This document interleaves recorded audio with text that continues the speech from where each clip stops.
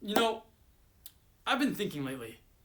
Everybody talks about the most important languages that you need to learn, or the most useful languages, or whatever, and then they pull up some website about, like, oh, here are the top 10 most spoken languages with the most speakers. And it'll be like English number one, obviously, and then Chinese at number two, and then like Hindu or something like that. And people always make a mistake about something that I've come to realize, and they always have this wrong conception about it, and they look at it in the wrong way. And that is, especially because when people look at this kind of list, it's mainly because they're trying to figure out which language is either the most important or the most useful, and they want to do that because they want to learn which one to learn. Learn which one? What the fuck? They want to know which language to learn, right? That's kind of the reason. And if that's you, then I've got a big problem with that, and I'll tell you why. Ready? The thing is, it depends on a few things. Obviously, over all else, it depends on where you're gonna be mainly, right? If you're gonna be living in Japan, for example, even though Japanese is not really well spoken, and if you go anywhere outside of Japan, you're fucked. It's pretty much dog poop on the street. It's worthless. If you're gonna live in Japan, it doesn't matter. It's extremely useful to you, so you need to learn it. Now, setting that caveat aside, to go on to the main overarching thing about, okay, well, I'm not really gonna live anywhere. I just want to learn a language that's really useful in the world. Then, I've got a lot of different advice than what most things say. Ready? I'm gonna say something that's really controversial, but learning languages like Mandarin or like Hindi or something like that are not useful, and I'll tell you why. Because yeah, maybe they have like a billion native speakers of that language, but let me tell you something. They're all pretty much in the same place.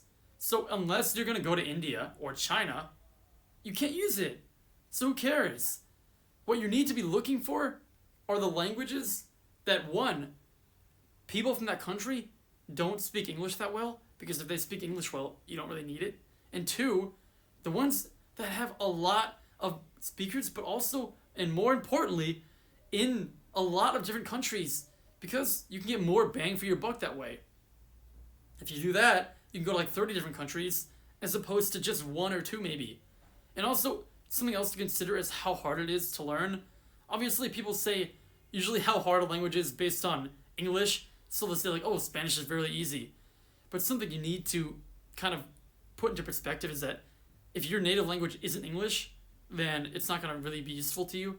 So just to think of it like this, if you want to know if a language is easier, think about how similar it is to you, right? So if you know Arabic, then maybe Turkish would be easy for you. And if you know Korean, then Chinese and Japanese would be easy for you. But obviously, if you're an American and I'm speaking English, so you're probably somebody that speaks English, then Spanish, French, stuff like that would be easy. All right, now let's move on. Ready? Now it's for the part that you've all been waiting for. Which languages are actually useful? Well, the ones that you should actually learn are Spanish, Arabic, and French. I would say those are the biggest ones you should learn. I'll tell you why. If you know English, obviously I'm assuming you know English, okay? English, you've got America, you've got Canada, you've got all of Britain, the UK pretty much, Australia, New Zealand, and English is the lingua franca. I'm sure there's some other countries that I didn't remember. Look, when I tell you the countries, I don't know all of them exactly, but just generally, like, I know generally what the countries are, okay? So, English is already the lingua franca. It's like the most important language, ready? So after that, Spanish gets you, it unlocks all of South America, Latin America, it unlocks Spain, obviously, and then, I'm sure you could, with Portuguese, you can kind of figure your way around it, and Italian, but generally, it unlocks like a whole continent, and Spain. So you got Europe, and people in America speak it too. In like Southern America, you got Latin America, South America, and Spain. That's a lot of countries. Next, Arabic. This is because Arabic, you get like the entire Islamic world, right? You get the whole Northern Africa, Middle East. That's like 25 countries. And then anywhere that is like Islamic, they already have Arabic because of the nature of the religion. So maybe like Indonesia, where there's a lot of Muslims, they're going to speak Arabic too because of the Quran. So Arabic, yeah, like I said, maybe it's not as many overall as maybe Mandarin. You get like 30 different countries. So you got to choose which one is more important to you.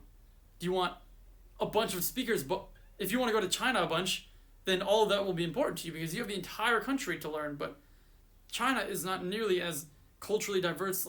One country will never be as culturally diverse as like an entire 30 country region. So Arabic would be my second one. But remember, Arabic is pretty hard for English learners. Just keep that in mind. Final one is French, which is good because French and Spanish are pretty easy. So that's good. French, when I was in school, I thought it was pretty useless. I used to make fun of it for being like a dead language and nobody speaks it, but that's actually wrong. I just was an idiot. French, you can obviously go to France, and it's kind of like French and German is kind of like the main language in Europe other than English. So you can go to like French, you can learn it, you can use in Belgium, in Switzerland, in some parts. But generally, in Europe it'll be really helpful. But also, they speak French in Canada. And the most important one, France is used for a third of the countries in Africa. French did a lot of work in Africa, let me just put it that way, a few hundred years ago. So you can use French in Africa, in Canada, and in Europe. And if you really think about all those 4 languages, if you know those 4, you can be going to North America, South America, Europe, Africa, Oceania area with Australia and New Zealand. The only place you can't go is Asia. Imagine that for 4 languages and 2 of them being easy, that's a really good deal. Obviously, you don't need to learn all of them, but my point stands. Those are the most bang for your buck languages, as opposed to what most articles say when they say, oh, these are the most important because they have X number of speakers of the language. That's not important. So when you want to learn a language, this is really what you need to consider. All right, see ya.